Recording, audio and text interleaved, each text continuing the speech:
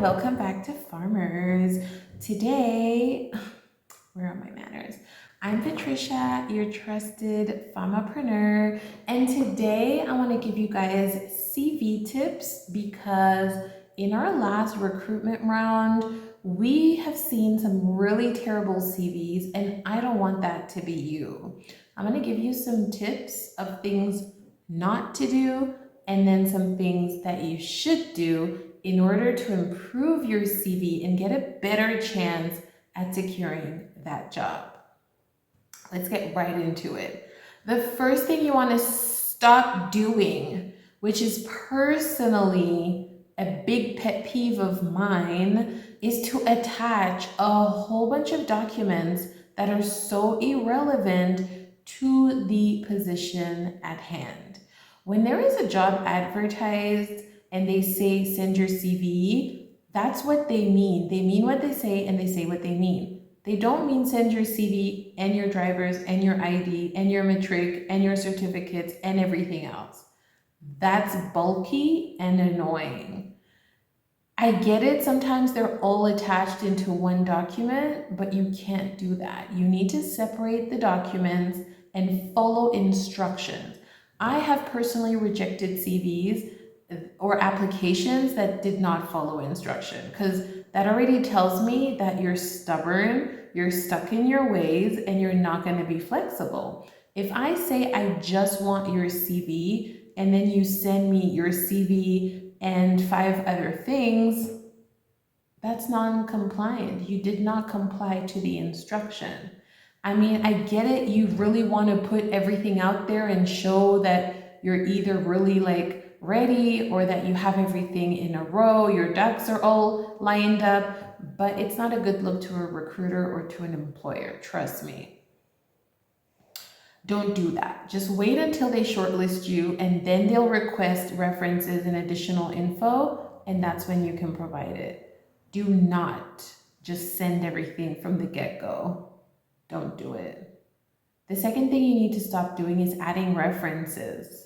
Unless they specifically state that they want the references there on your CV, cut it out. Even with Papia, you don't want to just put people's details out there. The manager of this pharmacy was so, here's the number, here's his email. That's breach of confidentiality. I wouldn't want people to reference me like that. Like, no, just say available on request. Now I get it, for internship and stuff, they sometimes request the references up front. Do that, but follow the instructions. If they say include references, then include them. But if they don't, then say available on request. Please. Respect people's confidentiality. Just throwing managers' names and contacts out there every which way is not cute. Stop it. The third thing you want to stop doing is adding every little last piece of your details. I mean, in this creepy day and age, you have stalkers, you have weirdos.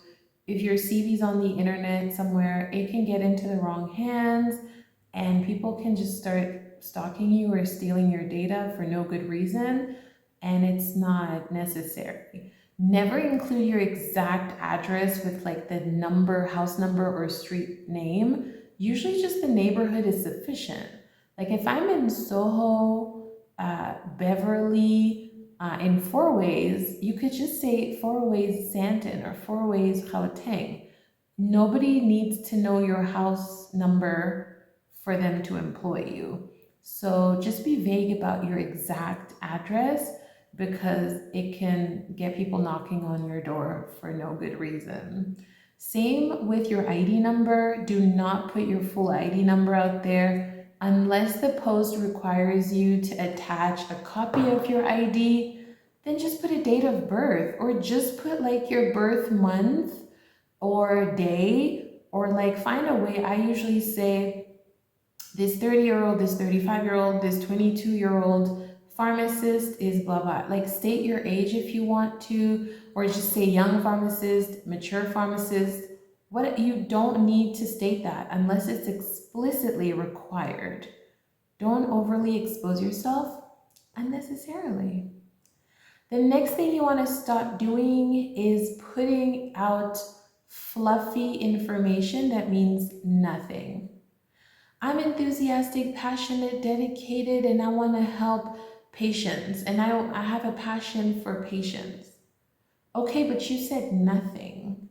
Which sector are you in currently? Where is your experiencing sitting at?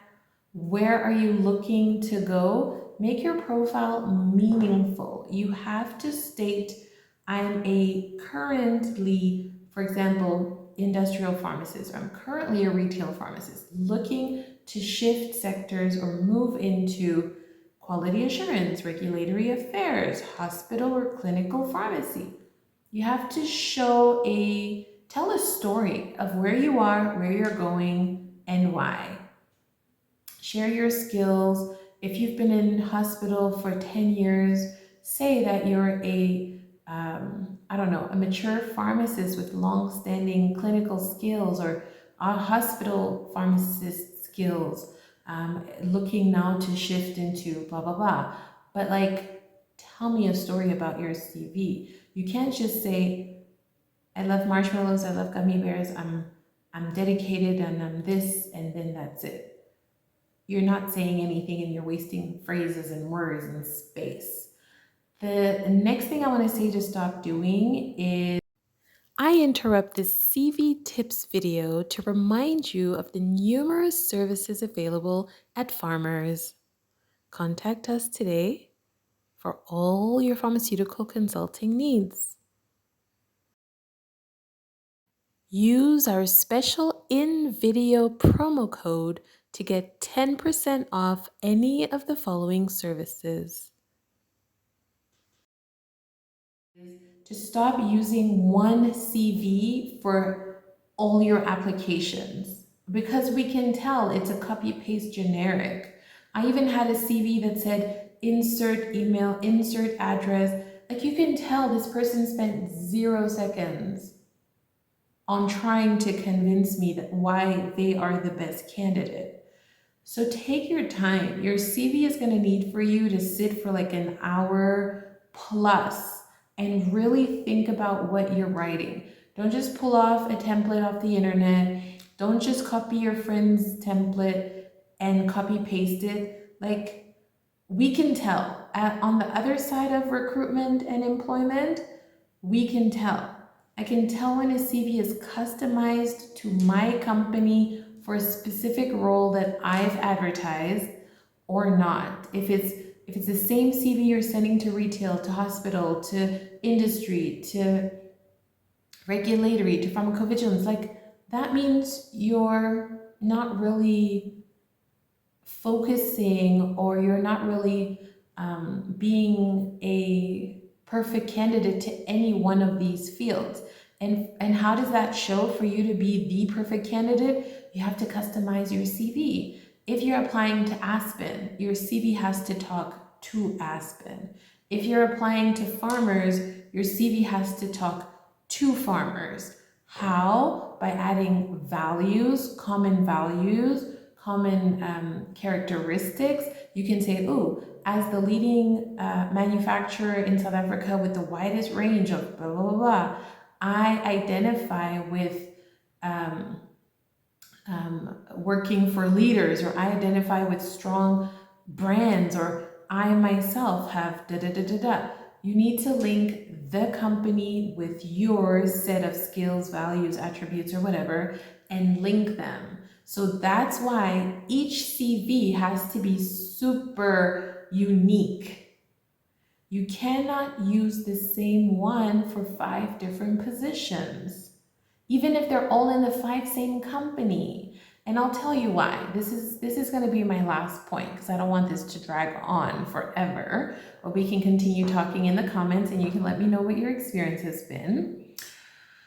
If you understand the difference between a CV, a curriculum vitae, which is the entire snapshot of your life, your career thus far, it will be very long and include all of your positions thus far. However, a resume resumes or summarizes the key positions that are relevant to a position.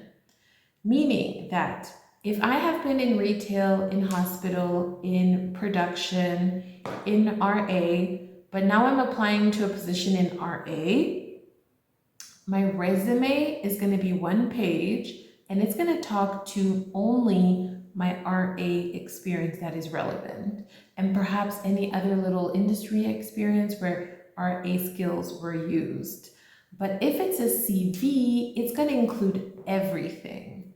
But recruiters don't like that. Employers don't like to read through a million pages.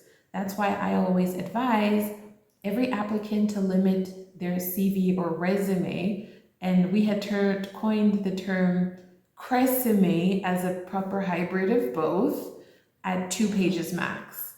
I don't care if your 20 years experience is not going to fit on 2 pages. We're going to extract only what's relevant and necessary to highlight that. Okay?